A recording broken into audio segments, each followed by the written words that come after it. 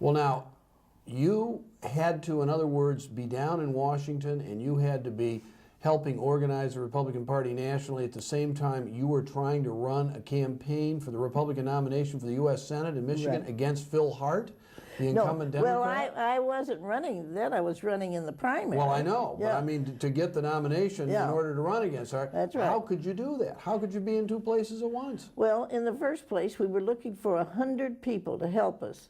And Gert and Nell Taylor, who lived in Grand Ledge, and Joyce and Braithwaite and others got together, and we ended up with 2,000 names. 2,000 organizers statewide. Yes, who had worked with me and were ready to support me. And so we told them about it, and they went to work. And I would come back on the weekends or pass through here, you know, on my way someplace else. So in other words, you were running against two men, Jim O'Neill, who I think was an elected member of the State Board of Education at that point, and Ed Meany, who was an attorney, I think, from Grand Haven on the west side of the state. And they were here hammering away full speed, and you're down there in Washington during the week with your 2,000 volunteers holding the fort, and you'd come back here on weekends, and you actually were able to get through that primary, beat both those men, and win the nomination.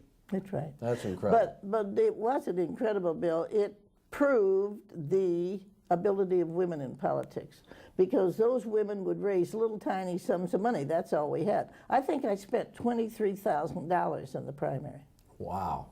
Well, you were the first, undoubtedly, you were definitely the first female nominee of either major party for a U.S. Senate seat in Michigan. No question about that.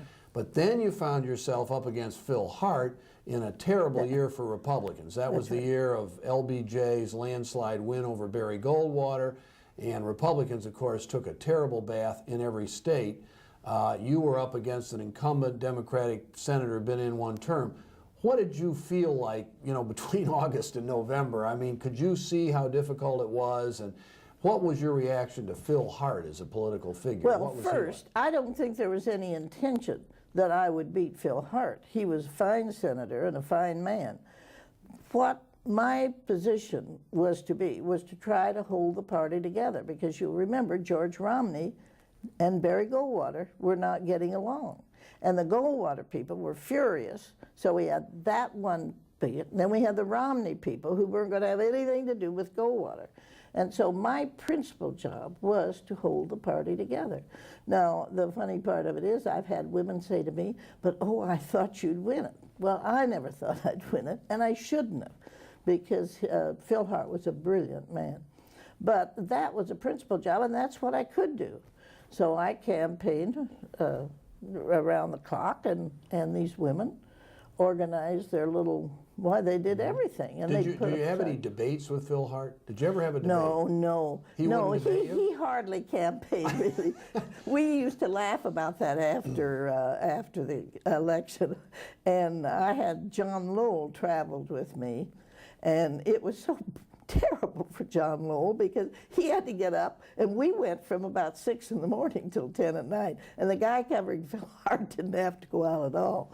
But we had a lot of fun. So. Well, okay, so the election is over in November of 1964. George Romney wins re-election despite the Goldwater landslide. You lose. Michigan, you lost a lot of congressmen, you lost a lot of legislators. And what happened to you? You went off on a vacation to Florida? I went to the Virgin Islands. The Virgin Islands, and you figured what, your life in politics was over? I thought it was through. I couldn't see any other, I didn't want to go back to working in the organization, because I think I have always felt that these aren't lifetime jobs, and so I was glad to turn that over to somebody else. So I just went on vacation. So then what? Well, in January, I had come back, and Joyce Braithwaite said to me, let's go into the... She was your good friend from Charlotte. Yes. She worked for the State Accident Fund. Later,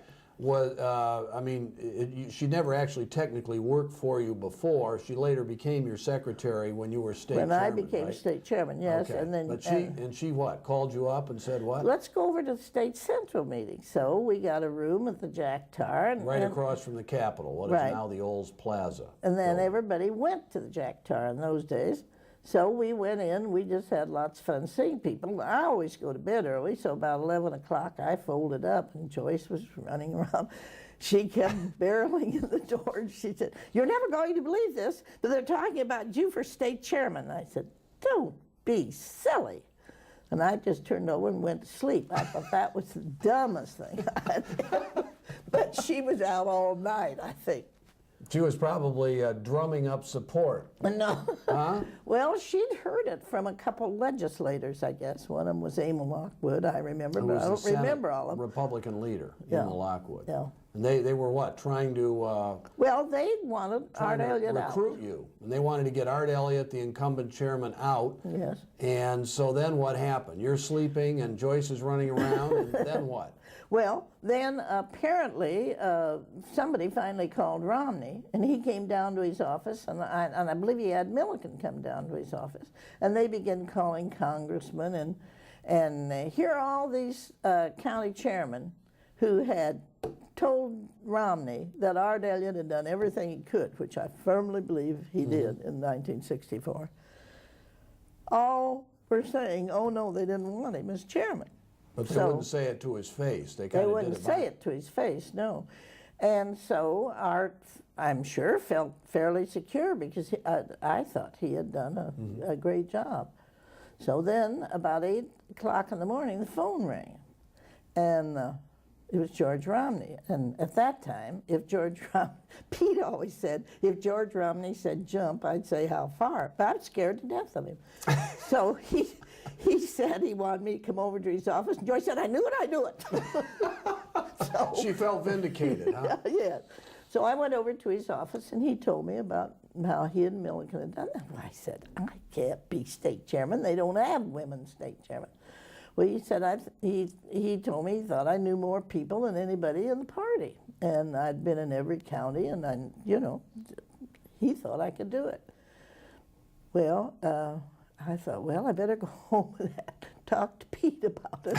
So Joyce and I went home, and on the way to Charlotte, Joyce said, "Oh, isn't this exciting?" I said, "Joyce, 2 years from now, we may be Art Elliott." Exactly. Well, so what? Pete gave you his blessing? He didn't have any choice, I think huh? he just shook his head. He shook his head. Well, what about Art Elliott? I mean, did you ever talk to Art? We talked to him, and Art said no, if they didn't want him as chairman, Art. But he wasn't bitter against you. He wasn't bitter. No, we remained very good friends. And well, let me ask you this. Beyond your saying, well, they'll never elect a woman as state chairman, was there any doubt in your mind, really, that you could do the job? No. I mean, you knew you could do the job. The part that bothered me, Bill, was raising the money. Because I always thought that most of the chairmen in those days could write checks for $1,000 and all, and that's hard to do in those days for us. So I did worry about the money. But when I met with the money people and the leaders, they all said, "You're not to worry about money, we'll raise it." Well, that's the laugh of the century, too. I mean, don't believe everything you're told. Right, exactly. But anyway, I thought I'd make a run for it, so I resigned at the State Central and hit the road. And I traveled almost all the counties and certainly all the districts. Right. And really, I worked up a program because that's what I believed in, volunteerism. And organization, and so I would go and present that. Well, now, of course, in '66, after you'd been chairman for about a year and a half, a year and 9 months, arguably your greatest achievement, probably one of the greatest achievements for any party official in the Republican Party since World War II, when the Republican Party made such a comeback in 1966. Was that your highlight, you think, of your tenure I as would chairman think so, during those 4 because, years? but you see, I couldn't take that credit alone because Bill McLaughlin was my vice chairman, and he was a superb organizer and speaker. And even with little children, he worked night and day. And we had a wonderful staff, Joyce and Jerry Rowe and Ginny Candy. They all worked hard. And, of course, the strength of George Romney and Bill Milliken. I mean, people liked him. They liked Bob Griffin. 3 honorable men. I think that's one of the high points of my career, is that I was fortunate to work for 3 men, honorable decent, good.